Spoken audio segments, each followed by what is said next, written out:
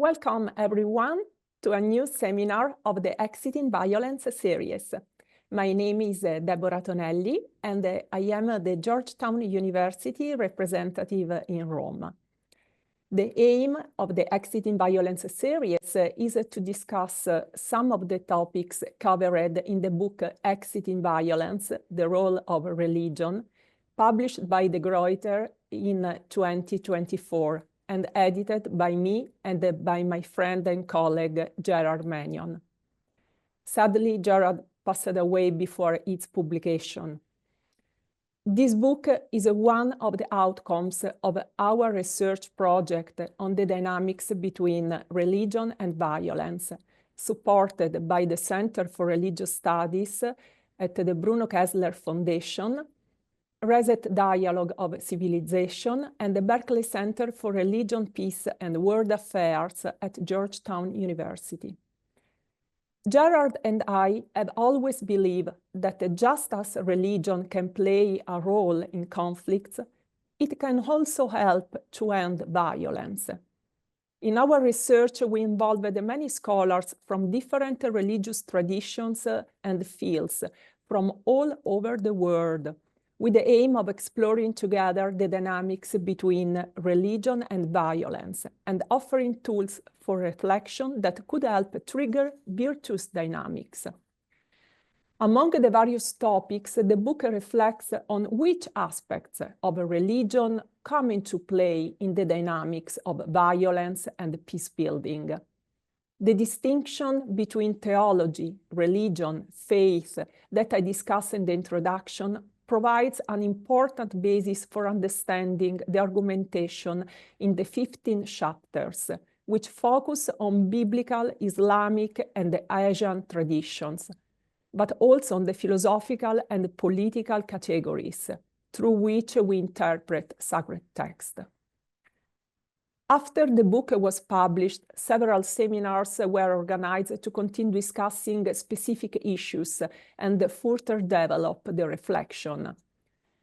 I don't think any of us can change everything, but I also believe that each person's commitment can trigger a virtuous process capable of transforming the world. Some videos of previous meetings are posted on the Georgetown University Rome office page.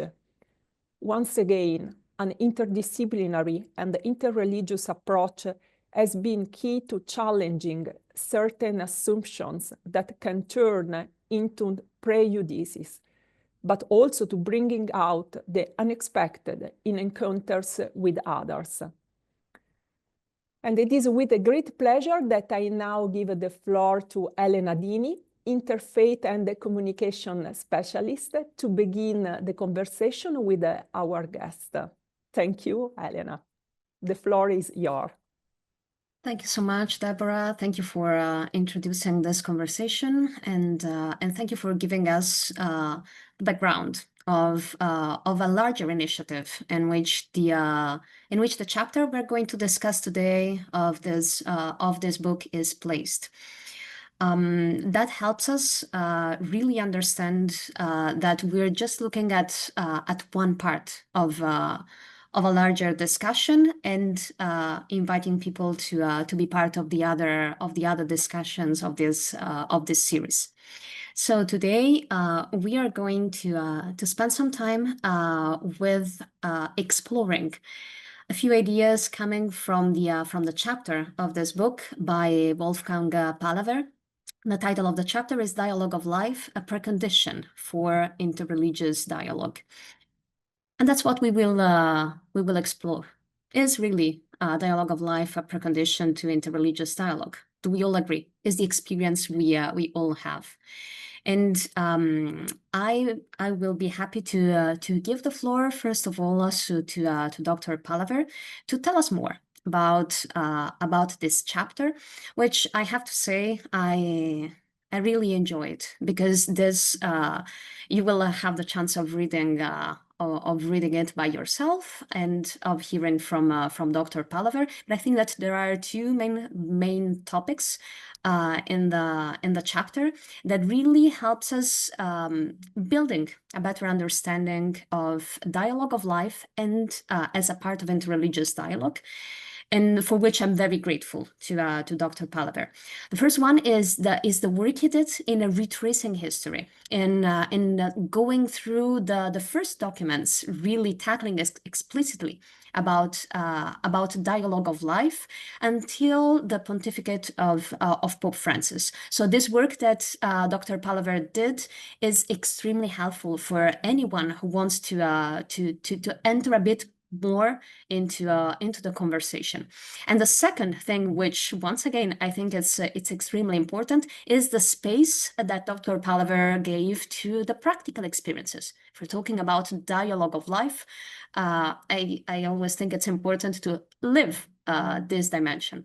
So these are two things that we really see in the chapter.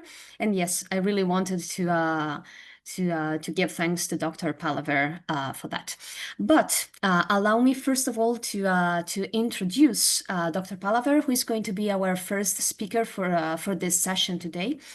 He will have 10 minutes, like all of our speakers, and I thank them for their willingness to stick to it, because I know that there is so much we can say about the topic, but we have a limited time. So Dr. Palaver is Professor Emeritus of Catholic Social Thought at the University of Innsbruck in Austria, where he taught from 2002 until 2023. He was also Dean of the Catholic Theological Faculty from 2013 until 2017. He's currently teaching Catholic Social Thought at the Philosophical Theological College of Brixen in Bressanone, Italy. He's an expert on the relationship between violence and religion. So definitely in this project by Dr. Tonelli and by Dr. Mannion, it really fits perfectly. And on Christian peace ethics. For many years, he has been engaged in interreligious dialogue on a local and an international level. Internationally, he has participated in Christian-Muslim dialogue in connection with the Focolare movement, and is president of Pax Christi Austria. Dr. Palaver, the floor is yours. Thank you very much, Elena, for the nice introduction. Thanks to Deborah for inviting me to talk briefly about my chapter, my understanding why the dialogue of life is so important. So I will quickly refer you to 3 items. The first one is that dialogue can be misused. There is an instrumental use of a dialogue, that you use dialogue just to force other people to take up your own position. So you are not really interested in a dialogue and to hear and listen from the other person. There is also the danger that you think dialogue can only function if it is based on an abstract cosmopolitanism. So you have to forget your own tradition, and then only dialogue is possible. I was very much influenced in my own work in social ethics by Stanley Hauerwas, a theologian who was always strongly focusing on the church and our own roots. So after some time, I was wondering, would he be opening up towards interreligious dialogue or not? But he wrote a very powerful honorary piece on his colleague David Burrell, who was very famous for being in dialogue with people in Israel and people in Iran because of his deep rootedness in the Catholic tradition. He was a Catholic tradition to the order responsible for the Notre Dame University. And in this piece, Hauerwas also refers to one of his important teachers, John Howard Yoder, a Mennonite theologian, who told us that the suffering servant in the Old Testament and the meekness, humility, and nonviolence of Jesus Christ are guidelines for interreligious dialogue, and a good dialogue that is not an instrumental use of dialogue.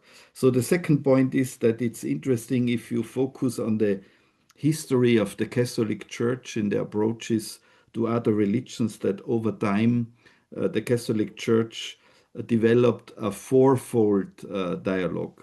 Very influential was Father Maurice Bormans, who wrote the guidelines for dialogue between Christians and Muslims, and he already gave a fourfold understanding of dialogue with 4 different levels. But it's then interesting that especially Pope John Paul II was pushing forward this interreligious dialogue. And you can always say with those popes who were most engaged in interreligious dialogue, John Paul II, I mentioned more extensively in my paper, and also Pope Francis, that their engagement in dialogue was also based on their friendships with people from other religions. So John Paul II was very close to a Jewish childhood friend, Jerzy Kluger, and then understand also with Martin Buber and Emmanuel Levinas what a real encounter means. And in 1984, the Pontifical Council for Interreligious Dialogue really formulated this fourfold dialogue. The first, what they mention is the dialogue of life. The second is the dialogue of action. The third is the dialogue of theological exchange. And the fourth is a dialogue of religious experience.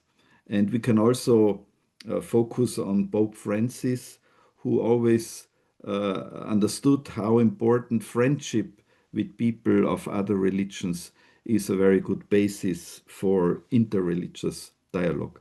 And I come to my third point, which emphasizes the dialogue of life as the first and most important step towards interreligious dialogue. And I will talk very briefly about my own personal experiences in that regard that showed me that the dialogue of life is basic. But I was also struck by the Cistercian monk in Tiberine, the famous now beatified from the church, Christian de Cherchez, who with some of his brothers was killed in Algeria. He was a student of Maurice Bormans, but he lived together in Algeria with Muslims. And in one of his papers that he wrote to Bormans, where he reflected what they were doing in Algeria, he writes, we never took the initiative. The dialogue came of itself, the fruit of living together with Muslims over a long period of time. We avoid theological discussions because they lead to intellectual sparring that gets in the way of getting to know one another. All the little daily gestures of goodwill speak for themselves. Sharing our water, a piece of bread, a friendly handshake says more about what we can do together than do theological tomes, unquote. So you can summarize this experience that Christian de Cherchez tells in this piece of writing: knowledge puffs up, love edifies. And in some way, my own experience was going along the same way. The first example, and Roberto Catalano, who is with us today, is part of the group since 2012. We have a Christian-Muslim cluster in the framework of the International Focolare Movement meeting every year for nearly a full week, discussing theological items. So our dialogue is not just dialogue of life, but also theological reflections. But I think that the basis for the success of this kind of cluster and dialogue is that we also share life. We eat together, we take walks together, we spend time together in the breaks and after the meetings. So that sometimes when I go to these meetings, I do not even really know what is the topic that we will discuss in this week, but I know that there are friends I want to meet again and then the discussion, of course, goes on. And the second example is from my own village, where we, since 2008, organize a multi-religious, multicultural feast of meeting annually. And very good experience is that we have a core group of organizers. And over the years, we became very good friends and also share life, and we know what's going on in our lives, and we share joys and we share troubles and sadness, as a good dialogue of life should do. And that does not mean or include theological reflections on some level. So a couple of years ago, we were asked to turn our feast into a green event, so make it ecologically better, regulate how we deal with waste, what kind of drinks we sell, and what kind of glasses and so on. So all those things, it was quite a challenge to introduce that into a already traditional feast. But when we turned towards a green event, we followed all those rules that an expert told us. But then we also shared theologically, from a Baha'i perspective, from a Muslim perspective, from a Protestant or Catholic or Muslim or Alevite perspective, what it means to care for the protection of the environment. So then we started to talk about our traditions, our perspectives. So I introduced, of course, the people to Laudato Si, so to the teachings of Pope Francis on ecology and environment. But the basis to do that was already an atmosphere, and a long ongoing atmosphere of trust and knowledge and friendship that makes it easier then to share and discuss, and also struggle and argue about different perspectives. I always think a good dialogue should also be able to argue, but in order to have a good argument, there should be a basis of friendship, that you know how it is meant if you do not agree with each other on all the topics. So that's what I wanted to say in a first brief overview. Of course, I would also love to go on for more than the brief introduction, but I think you got a sense of what I'm most interested in this regard. Thank you so much, Dr. Palaver, for introducing the conversation. And I think I keep with me a sentence that you said about, I think it was about a cluster. Like, I don't remember even what we discussed, but I know that there are friends I want to meet again.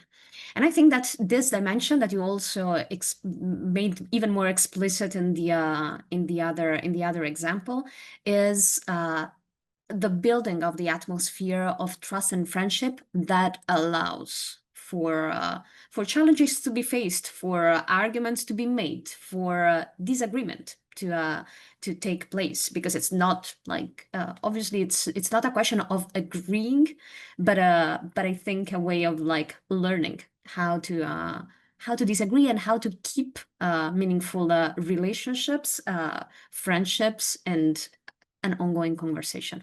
Thank you so much for introducing us to this discussion. And now it's time for adding to that, thanks to the other two speakers we have with us this afternoon. So that starting from the chapter, we can also opening up the conversation thanks to maybe also other fields of reflection. Allow me to introduce our first respondent of today, Professor Michael Driston, who is a professor of political science and international affairs and director of the master program in international affairs at John Cabot University. He also directs the Rome Summer Seminars on Religion and Global Politics. Michael received his doctorate from the University of Notre Dame in the US and has been a postdoctoral fellow at Georgetown University in Qatar. as well as a Jean Monnet Fellow at the European University Institute in Florence.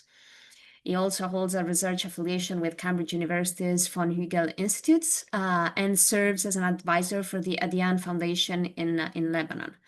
Among Michael Drisson's book, we have The Global Politics of Interreligious Dialogue, Human Fraternity and Inclusive Citizenship, Interreligious Engagement in the Mediterranean, and Religion and Democratization. So really we have, Michael, you have a wide field that you're working in, and we really look forward to hearing more from your perspective, engaging with political science and international affairs about the topic of today.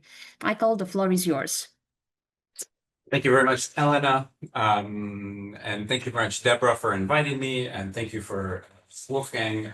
I just will do the publicity for this book. It's a wonderful book, and I've just been reading it, and the way in which it really focuses our reflections on the phenomenon of violence and the phenomenon of religion are just excellent. So go out and read it. It's wonderful. I feel very much like the phrase that Elena picked up, this wonderful phrase from Wolfgang of a dialogue of friends, very much is consistent with this group of friends who I have before me. So I feel very much that we are already in a dialogue of friends, and that makes it an enjoyable evening. So yeah, I want to say a few things. I'm a political scientist, so I work on interreligious dialogue, and my framework is slightly different. But I hope this will make for an interesting conversation. And I think much, if I understand, of the gist of this book is trying to think about ways that not just interreligious dialogue, but religious experiences can help us to increase, strengthen cooperation between different religions in our pluralistic world, which right at the beginning of Wolfgang's chapter is center, and following the theme how to increase the chances of peace, so to speak, in order to get out of violence. And I think this chapter, which I really liked a lot, I really enjoyed reading it. I thought two things in particular were very important, and then I want to reflect on one of them in a special way. But one which Wolfgang already began to mention was the way in which it responds to this dilemma or really even resolving the dilemma of how to do dialogue and remain religious at the same time without relating or assuming truth conventions which are not your own. And I think that's a really important part of this, and offers protection, which I think is increasingly necessary or helpful from a kind of pluralism, or slide into a kind of pluralism, which feels like, I think, as Wolfgang put it, a form of liberal colonialism. So the sort of protection against interreligious dialogue as a kind of a universalistic program, which is at odds with ways of religions, ways of religious pathways, which religious people themselves tend to dedicate themselves to. So it's an invitation for religious people to stay committed to the way which they have dedicated themselves to and enter into dialogue exactly on account of that dedication. So I really like that part of the chapter. And then the other part of the chapter, which it concerns me more in my interest, is the relationship between dialogue and peace. So the relationship between dialogue and peace, and how dialogue may function as a way to exit violence. And here are just a couple thoughts. There was a Notre Dame element, so I, from University of Notre Dame, knew David Burrell when I was studying there, and Yoder. And I like very much the sort of, Yoder's pacifism, his tradition of his writings on the suffering servant, Jesus as emptying himself out, and as that sort of offering us a way into interreligious dialogue. The importance of the local, the suspicion of hierarchy.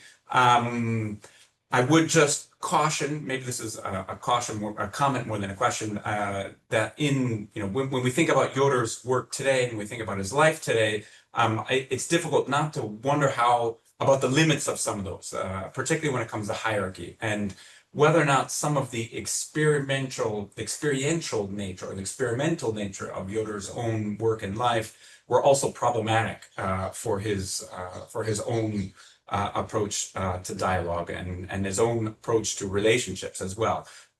So I think, unfortunately, there we need to probably deconstruct some of that, the thinking, which was very experiential, and also then his actual sort of being in the world, which was more problematic.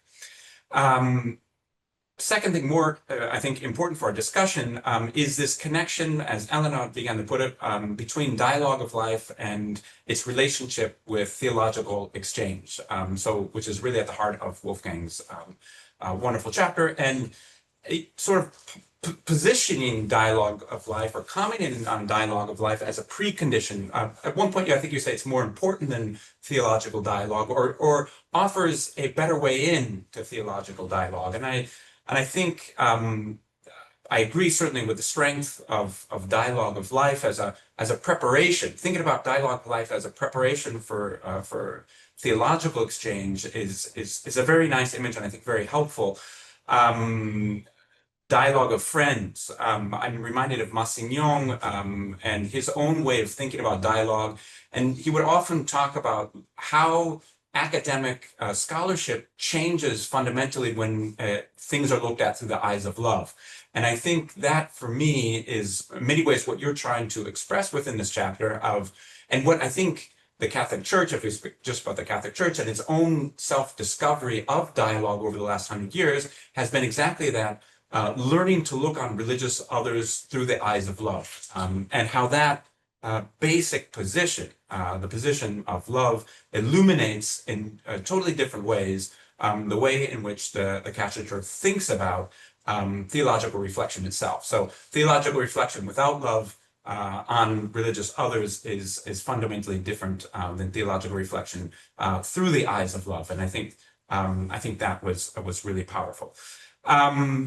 That vision of dialogue, I think, is a vision of dialogue which sees dialogue as a phenomena, as having transformative power. So here, dialogue is not simply a thing or an instrument, but it is a spiritual position which has transforming power in and of itself. It's a spiritual exercise, as much as it is a model or a basic thing of a basic instrument of relations.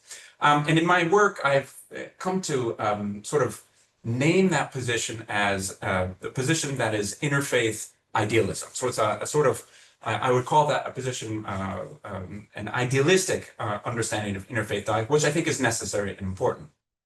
At the same time, I find myself wondering and thinking a lot as a political scientist about interfaith realism.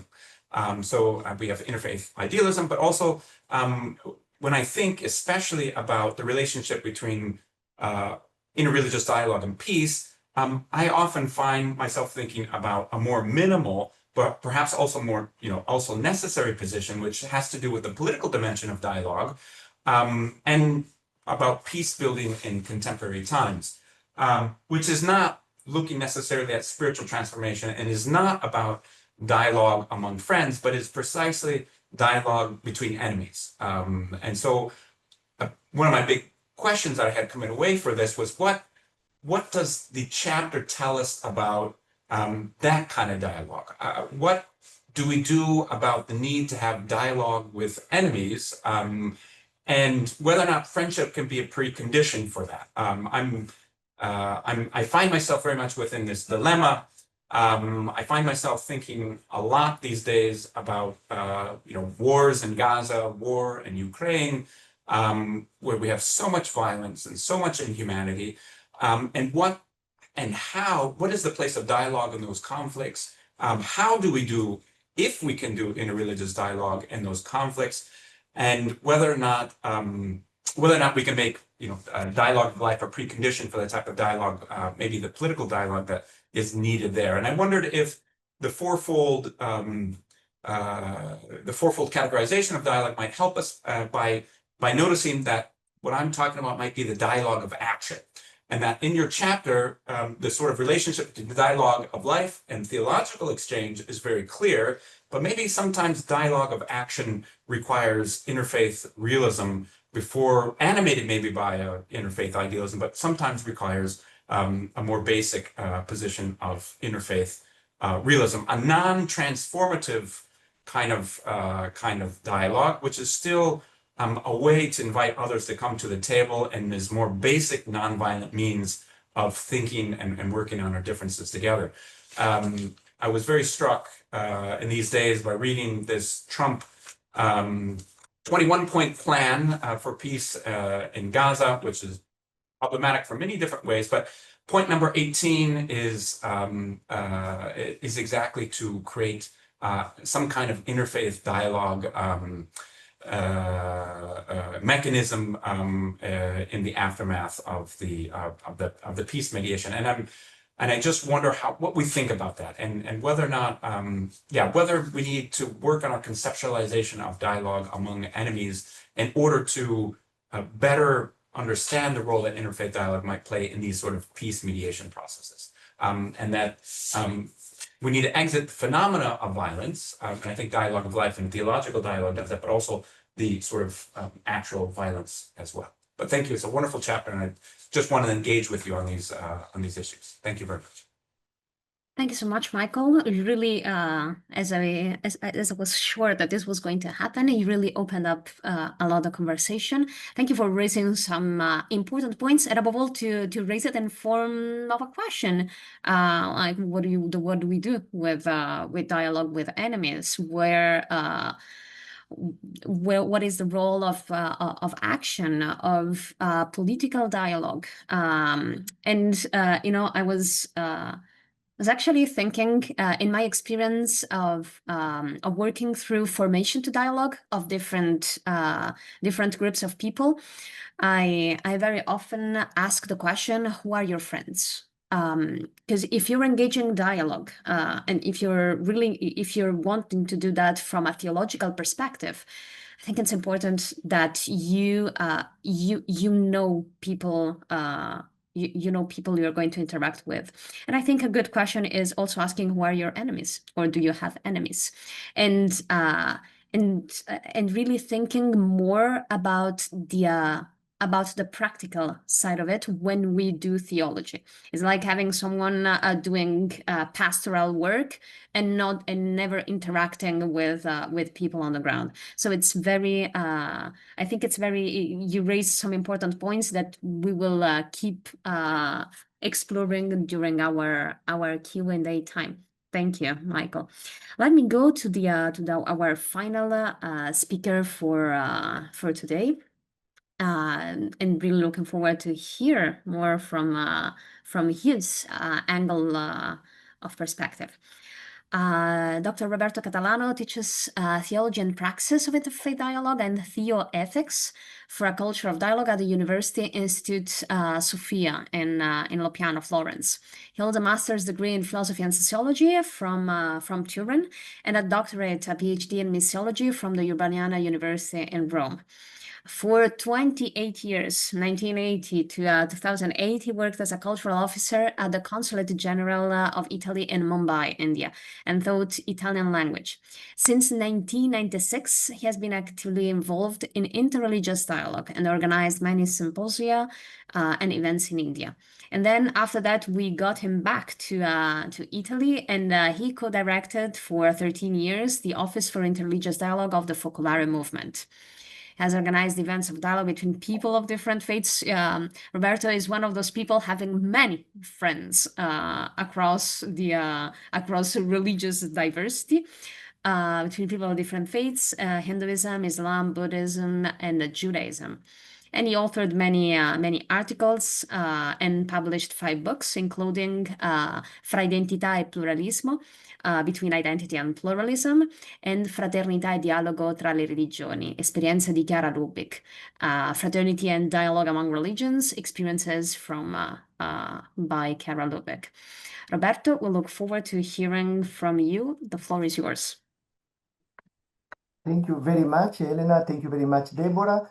By the way, today, as we know, is a very auspicious day to have this seminar, because it is the so-called Gandhi Jayanti the so-called birthday of Gandhi.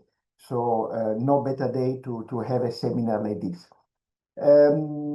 I will speak first of all by congratulating my brother and friend Wolfgang for this wonderful book, and especially for this wonderful article he wrote, A Dialogue of Life, a Precondition for Interreligious Dialogue. I must say that I greatly appreciated the title, and he underlined also the reason why.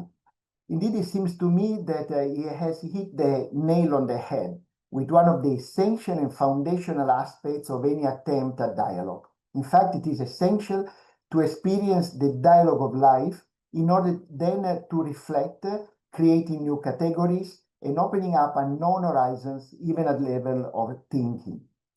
As the rector of a prestigious Roman pontifical faculty told me years ago, if one starts from experience, one can aspire to arrive also at academic reflection. But the reverse is not always true, he mentioned to me. Starting from academic reflection doesn't guarantee that one can arrive at experience. It is in this light that I would like to offer some comments on Professor Palaber's article. Since my experience in the field of dialogue has matured, developed, and continues to be in the light of Chiara Lubic's spirituality, the foundress of the Focolare movement, I would like particularly to reconnect these reflections to the experience of dialogue in life and theological reflections in the light of the spirit of the Focolare movement, which Palaber discussed in his article, as he mentioned himself. Now, the experience of dialogue that developed in Lubic's life and spirituality was neither a project nor a deliberate decision. On the one hand, it was always determined only by circumstances, especially encounters with people of other religions, but also conferences, activities undertaken together with others. On the other hand, over the years, it increasingly revealed a strong prophetic power. Lubic came from a deeply and traditionally Christian background, that of the Trentino region in northern Italy, typical of the militancy of Catholic action groups between the two world wars of last century. Although her aspiration was to contribute to the unity of the human family, in the first 15 years of her new gospel-based experience, she never considered dialogue with Christians of other churches, much less with people of other religions or with non-believers. Precisely the latter, in the polarized situation of the post-World War II Italy, represented the Focolare's first move towards dialogue, the relationship with non-believers, with the communists. However, initially the focus was on inducing conversions, or even better, reconversions to the life of faith, a return to the Catholic Church. To the interest in a world without God, it followed the focus on Lutherans first and Anglicans later. After a few cases of abjuration, as they were called then, Lubic met with some Lutherans with whom she established a vital relationship and witnessed the birth of an ecumenical style founded on living the Word of God. The first documented encounter with people of other faiths was with two Indians, probably Hindus. Lubic herself recounted the event a few months later, and it is worth listening to this experience related in her own words. And I quote what she said. Bruno and Graziella, two of her first companions, met two Indians who wanted to learn about our movement. I told them to keep only two words in mind, God and love as a bond. The Indians' expression was, and I quote the Indians, what you do is the only thing worth doing in the world. Lubic continues, we should have a heart for the whole of humanity as the Holy Father has. Jesus died for everyone, including those of other religions. May the Focolare lead the way for the Church in this. This text encapsulates the two dimensions I was talking about, the experience, encounter, and Chiara's entire dialogical prophecy with its defining elements. In fact, she asked her companions to keep two words in mind, God, not the Christian religion, and love. This is the foundation, but also the methodology of what would become her dialogical style. The reaction of people from other culture is immediately adherence to the message, as if it were the solution for humanity. Not only that, in a few words, Lubick also outlines her ecclesiology. She says a heart for the whole of humanity, because Jesus died for everyone, including those of other religions. We are still in the midst of the Council, 2 years before the release of documents such as Agentes, Unitatis Redintegratio, and Nostra Aetate. Lubick speaks of making way for the Church, aware that no such experiences exist at the time. Confirming this prophetic perception, it is worth noting that a few months later, in his first encyclical, Ecclesiam Suam, Paul VI stated, and I quote, "The Church must enter into dialogue with the world in which she lives. The Church becomes word, the Church becomes message, the Church becomes conversation, dialogue." A few years later, a new prophecy. Lubick was in Cameroon, and during a celebration in her honor, she had not a vision, but a sense of premonition. She recounts it herself. "We were in contact with the Bangwa, a tribe deeply rooted in traditional religion. One day, their chief, the Fon, and thousands of members of his people gathered for a celebration in a large clearing in the middle of the forest to offer us their songs and dances. It was there that I had the strong impression that God, like an immense sun, was embracing all of us and them, with his love. For the first time in my life, I sensed that we would also be dealing with people of non-Christian traditions." These two episodes clearly tell us that Lubick and the Focolare's interreligious commitment is not a project. Lubick herself was unaware of what would unfold in the following decades, during which she and the members of the movement encountered, lived, and collaborated with Muslims, Buddhists, Jews, Baha'is, Sikhs, and finally Hindus. This journey of lifelong dialogue and collaboration with people of other faiths led the movement, along with many other realities in the Church, Catholic Church, and also in other religions, to become a key player in the implementation of the Catholic Church's transformation, as expressed most notably in the document Nostra Aetate. This commitment was such that Pope John Paul II, addressing the founder of the 60th anniversary of the Focolare movement in 2003, wrote, and I quote, "In harmony with the magisterium of the Church, I think especially the Second Vatican Council and Ecclesiam Suam, the Focolare members have become apostles of dialogue as the privileged path to promoting unity in the world. Dialogue within the Church, ecumenical dialogue, interreligious dialogue, and dialogue with non-believers." This statement is followed by what Pope Francis, who last year receiving 400 participants at the interreligious conference One Human Family, organized by the Focolare, stated the following, reaffirming the prophetic dimension of this style of dialogue. "A revolutionary journey," said Pope Francis, "that does so much good to the Church. It is an experience inspired by the Holy Spirit, rooted, we might say, in the heart of Christ, in his thirst for love, communion, and brotherhood." We can dare to state that here we see an hermeneutic circle being completed. The intuition that the style of dialogue of life could be typical of the spiritual insights of Lubick progressively becomes a reality, in fulfillment of Nostra Aetate and other documents of the Catholic Church.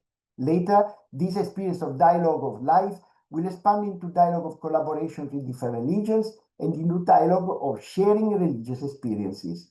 Lastly, after her 2 visits to India and the consequent rapport built with Hindu scholars, Lubick will contribute to the development of an academic dialogue.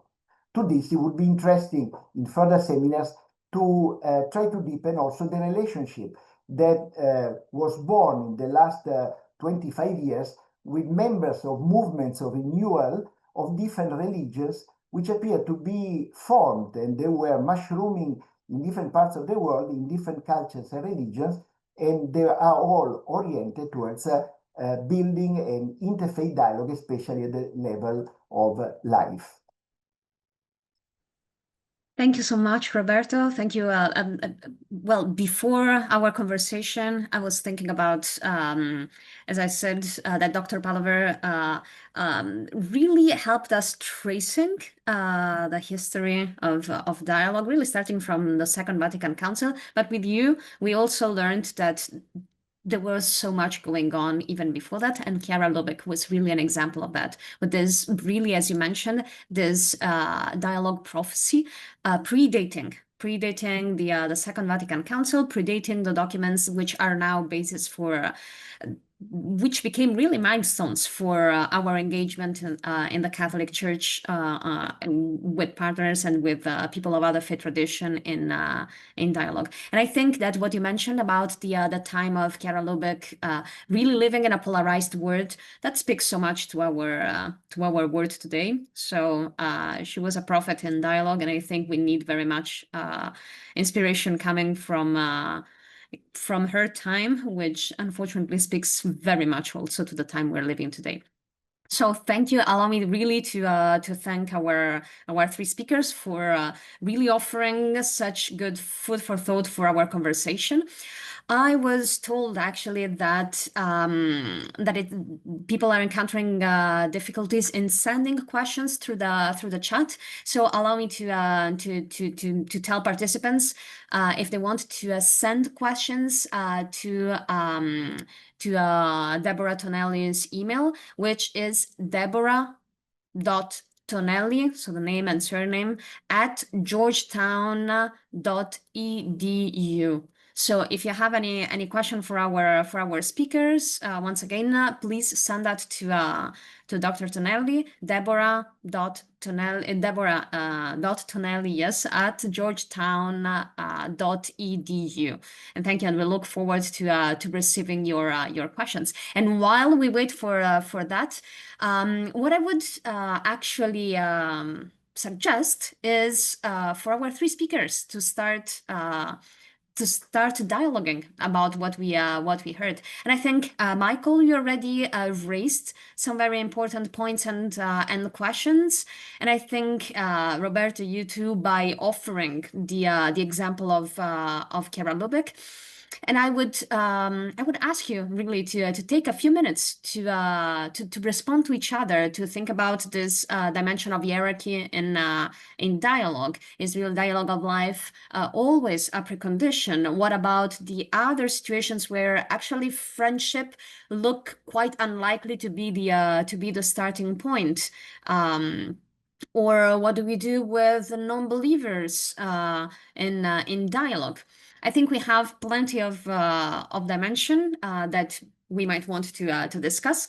I suggest maybe Wolfgang, if you want to get started with answering back some of the question that were raised, and please, for our other two respondents, feel free to jump in the conversation. Yeah, okay. Thank you, Michael, and thank you, Roberto, for your comments, questions, and additions. I might start with Roberto because he gave a very good outline of the attitude towards dialogue by Chiara Lubich and how the Focolare movement was shaped in that way, and that also influenced my own development in that regard. But I can go from Lubich to the most important question of Michael, because I met Chiara Lubich only once in my life, but that was quite a life-changing moment in some way, because in 2001 there was a huge political meeting, 1,000 mayors for Europe. 1,000 mayors for Europe. I mean, I don't know if all the thousands were there, but there was Romani Prodi there, there were Austrian politicians there, and mayors from all over Europe. And she gave a remarkable paper. And in the paper, she said, every elected party in a council, in a parliament, raises some aspects of our life that has to be listened to. And as Elena in the beginning said, I'm currently teaching in Bressanone, and I started my course on ethics of democracy yesterday. And one of the students asked me, what should we do with right-wing populist parties? And I said, we have to talk to them, because that I learned from Chiara Lubich, that every party that is elected sees something that adds to the whole. That doesn't mean one has to agree. And even I said to them, that doesn't mean you have to form a coalition with them. I mean, if such a party like in Austria is about 30%, that doesn't mean they are allowed now to govern over all the other, but we have to listen to. And I think that's a very important thing. There's also a media tsunami I'm caught in currently in the German-speaking world, but slowly also in English, because I know Peter Thiel, who is seen as the most powerful money giver and people behind Trump and J.D. Vance. And I met him, I mean, I know him before he became rich. I met him in 1996 for the first time and was in contact throughout the time, not always the same amount, but I recently hosted him in a closed meeting in our university, and some media picked it up. Some colleagues say, how can you are more left-leaning theologian, how can you have a conversation with him? And I think we have to have conversations and talk to each other, even if Peter Thiel and I have very different political perspectives. But I think it's important to talk to each other and to tell each other what we think, and probably can change some of the minds, whatever.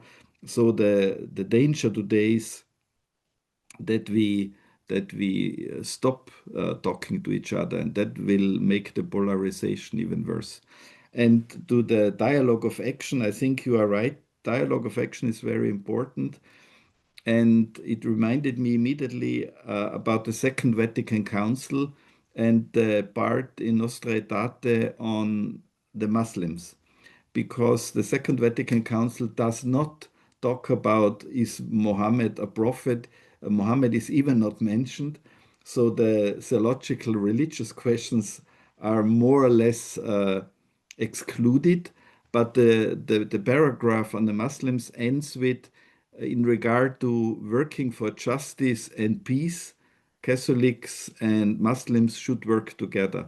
So I think if you have a long history of enmity, as Christianity and Islam has it, it's not easy to solve all the problems that you had ideologically in history. But the first thing is to do action together for peace and justice.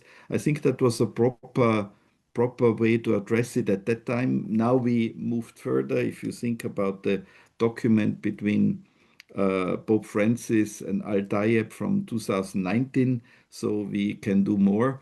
But in the beginning, after a long time of enmity between Muslims and Christians, I think it was a very good idea to focus first on the dialogue of action. I mean, about Yoda, I could talk a longer thing.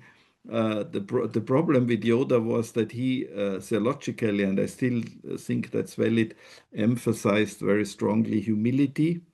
But in his own behavior, I mean, there was this abuse of women in a very strange and particular way, for which he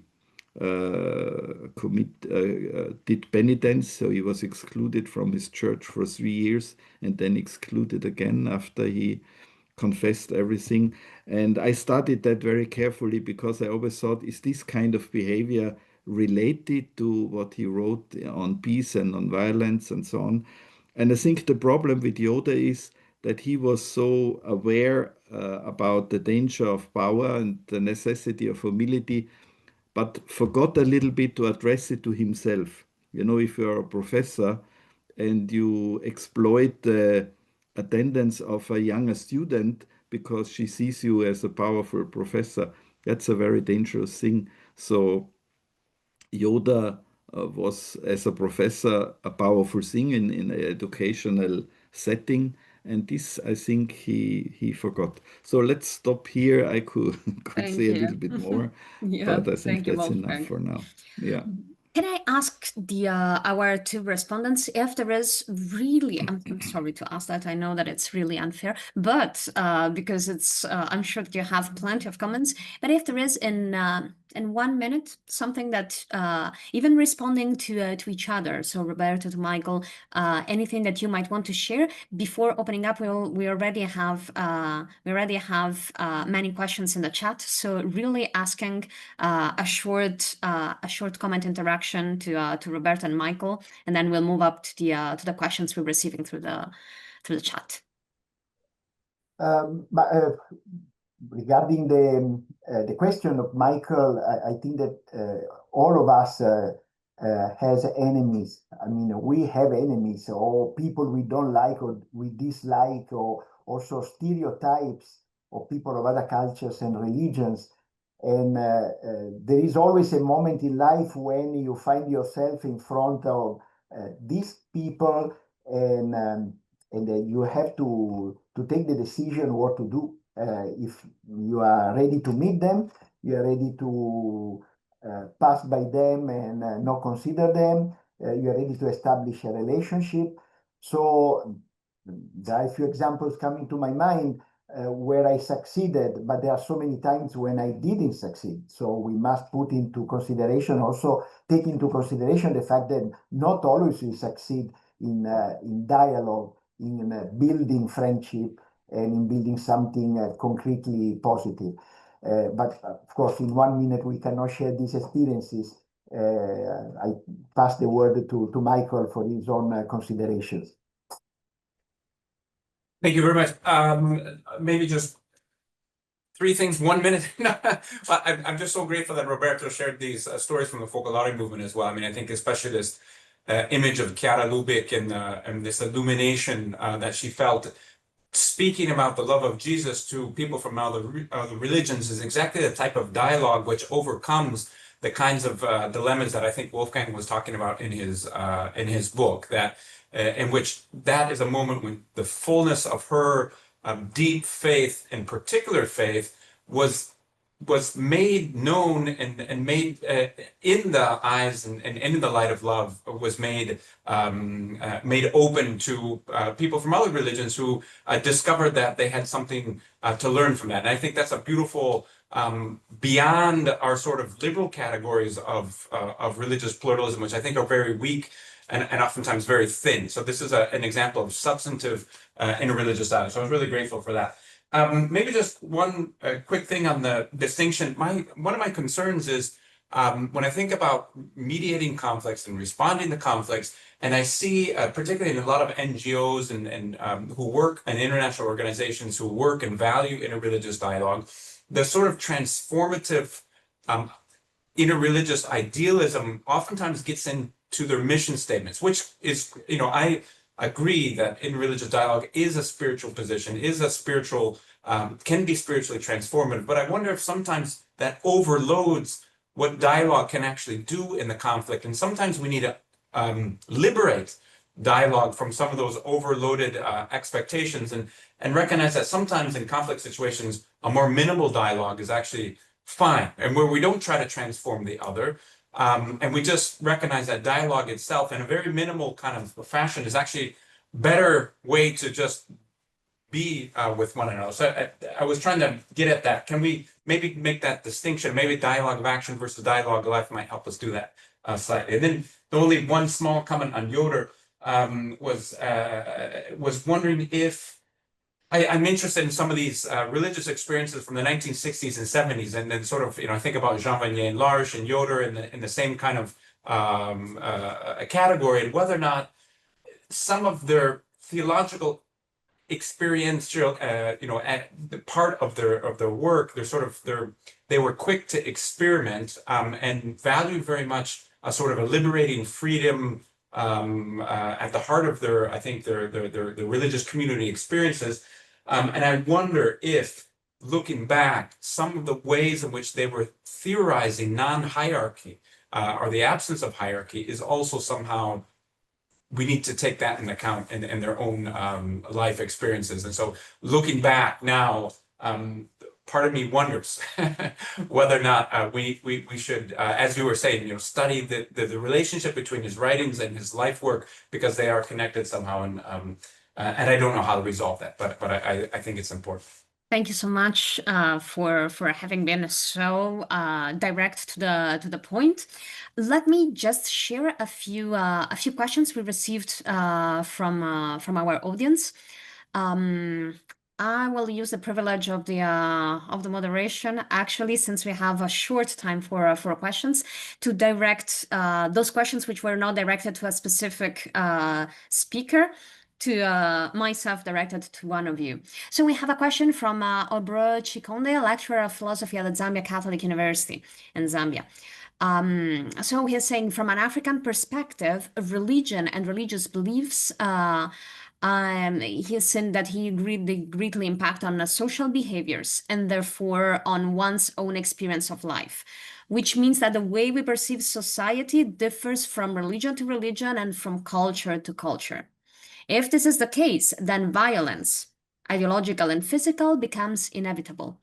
The question Chikonde is asking, when then should our point of departure for this religious dialogue to facilitate our exit from violence, as well as not to remain indifferent to other religions? And I would ask Roberto to answer that, because I feel it's very relevant to his field.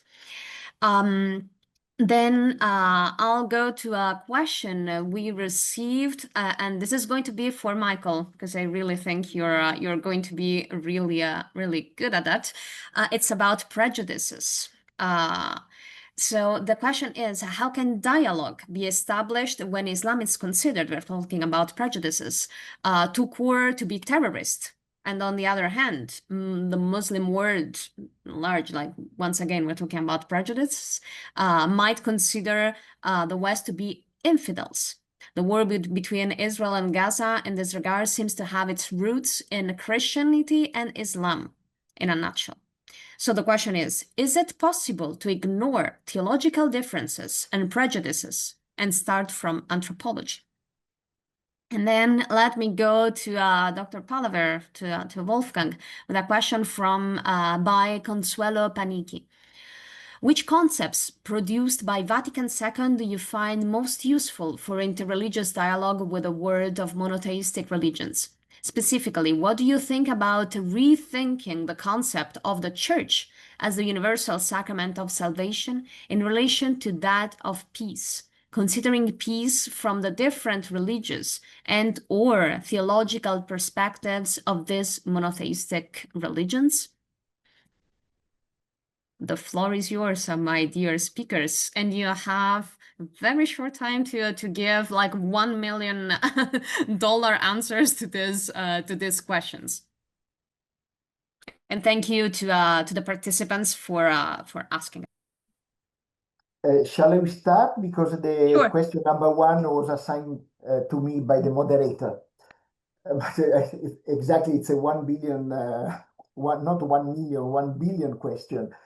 But I must say, Aubrey, that I perfectly agree with you on the fact that, as you say, religions perceive society in different ways. I have students in my courses which come from all over the world. And it's amazing to see how they react to my teaching, though I quote examples, scriptures, traditions from different parts of the world, but their reactions are amazingly different. So obviously we are different. Now the question becomes when we should appoint of departure for this religious dialogue to facilitate our exit from violence. I would say that one thing that I noticed, and many people notice this, is a great, let's say, tool for a methodology of dialogue, especially starting dialogue, is to apply to our own lives the golden rule, to do to the others what you would like the others do unto you. It is a little bit what Wolfgang was mentioning before about the political party. Any political party which has been elected to a parliament has something to say to the people. Obviously, it would not have been elected. So every culture has something to say that probably is different from what my culture say. So the golden rule, do to the others what you would like the others do unto you, help us to start not with, let's say, the stereotypes in front of our eyes or something negative, but trying to understand what the other feels, what the others likes, what the others would like me to do in that moment. It involves a lot of, let's say, courage. It involves also a lot of availability to fail. In interfaith dialogue, we always know how we start, we never know how we end. And in between, there are always lots of failures, precisely because we don't know each other, precisely because we come from different contexts. So we have to take this into account. It is taken for granted, but we must never get tired to make attempts in applying the golden rule in front of whoever, or better, with whoever is in front of us. This will help us to go beyond the difference of cultures and religions, precisely because this idea of the golden rule is present in all religions and helps us to bridge across our differences. So this in a nutshell. Forgive me for the shortness of the answer, but to give also the other two friends the possibility of answering their questions. Thank you so much, Roberto. Michael. Yeah, so maybe just a couple things. One, yes, theology is important for interreligious dialogue, including for dialogue in conflict mediation settings. So I think that I think, particularly if we think about the Gaza, the war in Gaza, we need to be very careful to blame religion for that war. I think